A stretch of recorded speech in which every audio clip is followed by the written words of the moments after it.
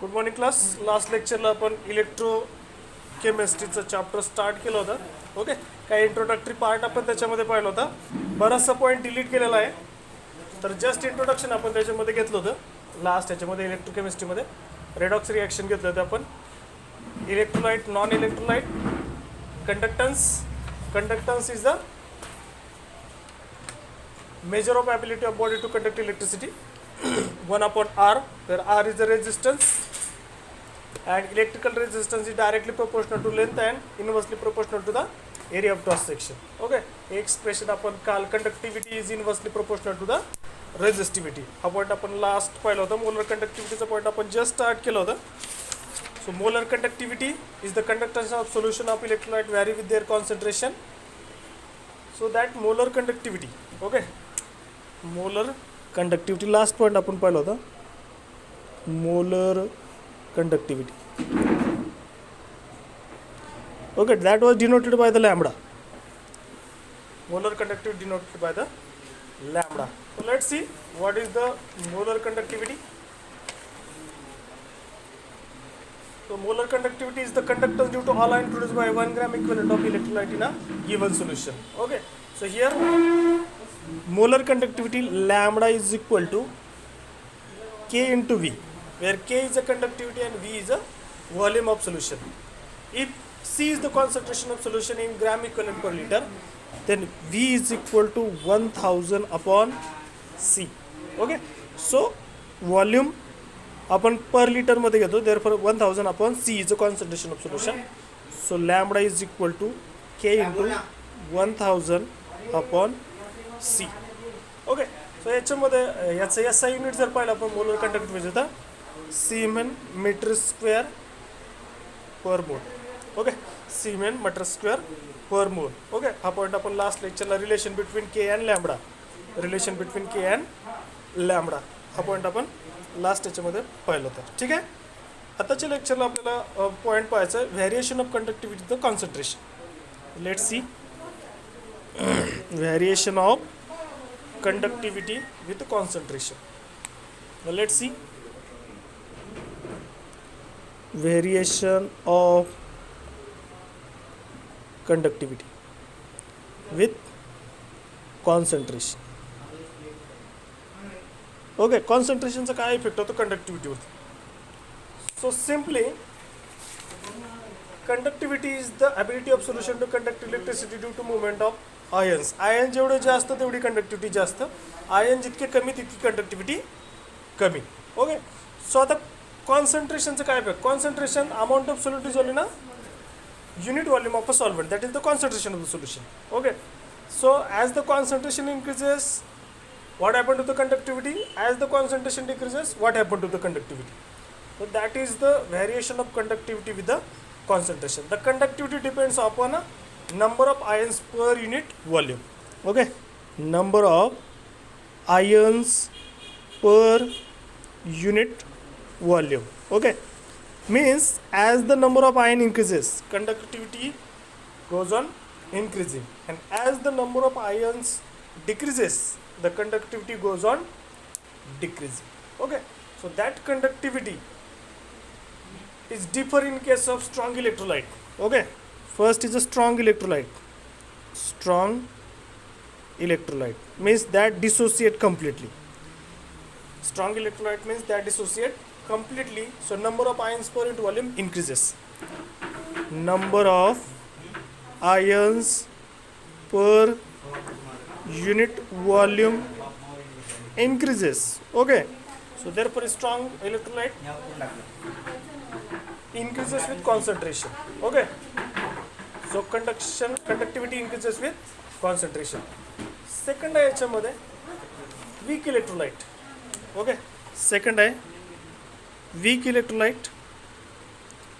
आता what happened to the weak electrolyte? Let's see. आता strong इलेक्ट्रोलाइटमध्ये number of ions per unit volume increases आणि weak electrolyte partially dissociate होतं. आता strong electrolyte completely dissociate होतं, त्यामुळे नंबर ऑफ आयन्स इन्क्रीज होतात. Weak electrolyte partially dissociate होतं, त्यामुळे नंबर ऑफ आयन्स जे आहे ते do not increases with the concentration. Okay, so त्या रेंजमध्ये इन्क्रीज झालं, पण त्या रेंजमध्ये ते इन्क्रीज होत नाही. कशामध्ये? वीक इलेक्ट्रोलाइटमध्ये. Okay, so that is the decrease of conductivity, decrease in concentration of the solution. So that is the strong electrolyte and weak electrolyte. So this is the variation of conductivity with the concentration for strong electrolyte and for weak electrolyte. Actually both the cases increase in conductivity with the concentration, but weak electrolyte increase so gradually with increase in concentration. Weak electrolyte मध्ये जो काही flow आहे conductivity increase व्हायचा तो gradually increase होतो आणि strong इलेक्ट्रोलाइटमध्ये sudden increase आहे. ओके, हा बेसिक डिफरन्स त्याच्यामधला लक्ष ठेवा. Then next point, let's see variation of molar conductivity with the concentration. Variation of molar conductivity of molar conductivity with concentration. Okay, let's see. The molar conductivity is the electrical conductance of 1 mole of electrolyte in a given volume of solution. 1 मोल इलेक्ट्रोलाइटचा जो volume of सोल्युशनमध्ये आहे त्याच्यावरती त्याचं molar कंडक्टिव्हिटीचं conductance depend आहे. Okay, जर number of ions सोल्युशनमधलं 1 mole of सोल्युशनमधलं जर इन्क्रीज झालं नंबर ऑफ आयन तर त्याची मोलर कंडक्टिव्हिटी इन्क्रीज होईल आणि जर डिक्रीज झालं तर त्याची मोलर कंडक्टिव्हिटी डिक्रीज होईल. परत variation of molar conductivity the strong electrolyte and weak electrolyte. Okay, graph plot केलं इथं तर लक्षात येईल पण आपल्या कशाच्या अगेन्स्ट ग्राफ प्लॉट केलं आहे. तर here graph is plot square root of concentration against the molar conductivity. Square root of concentration against molar conductivity. Okay, so here we are getting the two graph here. First graph is like this and second graph. Okay, this is for strong electrolyte and this is for weak electrolyte. Weak electrolyte. Okay, so इथं strong इलेक्ट्रोलाइटमध्ये आपल्याला straight line मिळते. Okay, with increase in concentration molar conductivity goes on increasing. आणि एक आपण जर हा graph जर extrapolate केला, हा ग्राफ जर आपण एक्स्ट्रापोलेट केला पुढं तर इथं आपल्याला लॅम्बडा 0 मिळतो. Lambda 0. Okay, for strong electrolyte. तो जर ग्राफ आपण एक्स्ट्रापोलेट केला तर ओके, याच्यामध्ये weak electrolyte मध्ये dilution increases the dissociation of electrolyte increases, hence total number of ions, therefore molar conductivity increases. Okay, जर इथं डायल्यूट केलं आपण तर आता याच्यामध्ये हा ग्राफ आहे स्ट्रॉंग इलेक्ट्रोलाइटचा, हा वीक इलेक्ट्रोलाइटचा. ओके, स्ट्रॉंग इलेक्ट्रोलाइटचा इथपर्यंत आणि एक आपल्याला लिमिटिंग व्हॅल्यू आहे लॅम्बडा 0. आता लॅम्बडा 0 म्हणजे काय? Molar conductivity at 0 concentration or at infinite dilution, means solution is so dilute that further dilution does not increase the molar conductivity. हा पॉईंट म्हणजे काय? लॅम्बडा 0 म्हणजे solution is so dilute that further dilution does not change the molar conductivity. Okay, so this is called lambda 0 and infinite dilution or infinite dilution. That solution is so dilute that further dilution does not increases the molar conductivity. Okay, so that dilution is called as the infinite dilution. Okay, so at infinite dilution, dissociation of electrolyte complete 100%. All ions from 1 mole of electrolyte available carry electricity. Okay, इथं काय सर्व जे काय ions आहेत ते completely dissociate झालेत 100%. जे काय all ions from 1 mole of electrolyte, जो काय 1 मोल ऑफ इलेक्ट्रोलाइट तो कम्प्लीट डिसोसिएट झाला आहे. सो याच्यात we are getting the such a kind of graph for weak electrolyte and for strong electrolyte. So strong electrolyte आपण further हे केला तर तो आपल्याला असं मिळेल. Okay, so this is the variation of molar conductivity with a concentration. Next point आहे आपला, that is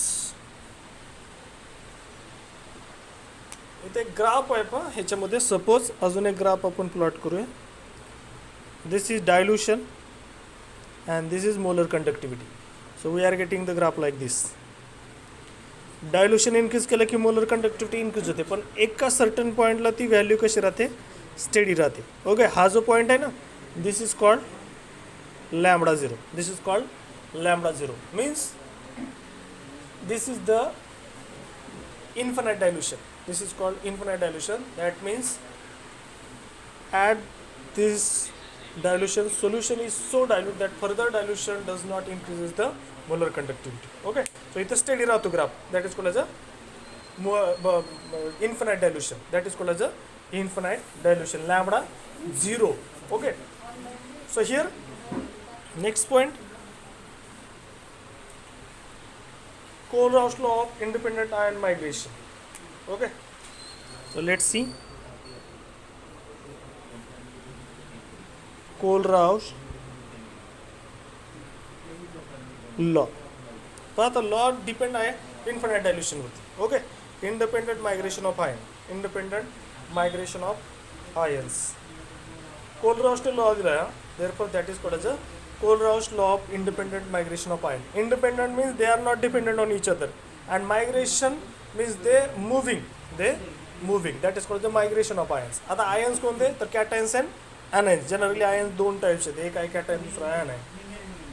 So Kohlrausch law of independent migration of ion is the law states that at infinite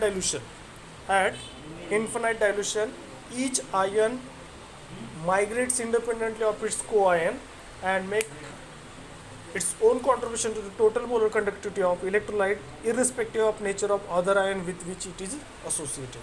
Okay, फार मोठं statement आहे, आपण डिटेलमध्ये पाहूया. पहा condition काय दिली, at infinite dilution.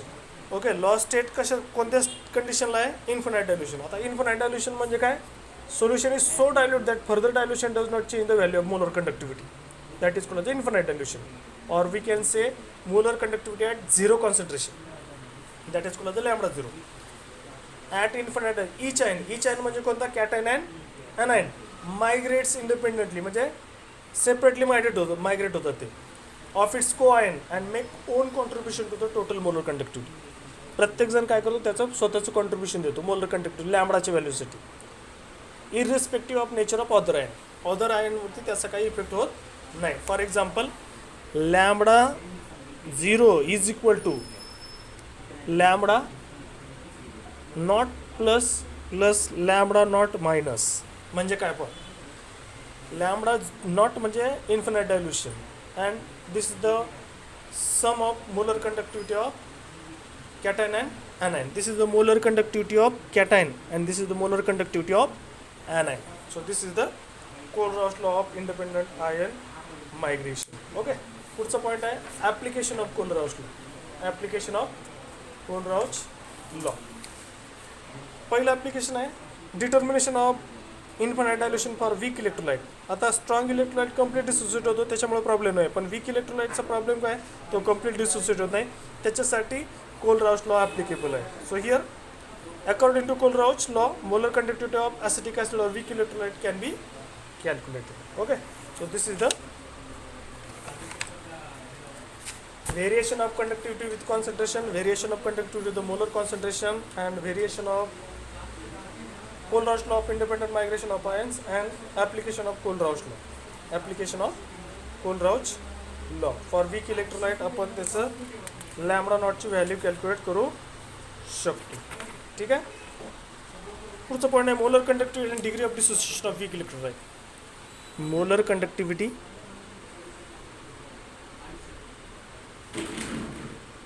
and degree of dissociation. Okay, the degree of dissociation lambda alpha of weak electrolyte is related to molar conductivity at a given concentration by equation lambda is equal to alpha is equal to lambda c upon lambda naught, where lambda c is molar conductivity of weak electrolyte at concentration C and lambda 0 is molar conductivity at 0 concentration. So alpha is equal to lambda C upon lambda naught. Okay, so इथं आपला हा point finish होतो आहे. उद्याच्या लेक्चरला आपण measurement of कंडक्टिव्हिटीचा point घेऊया. ठीक आहे. थँक्यू.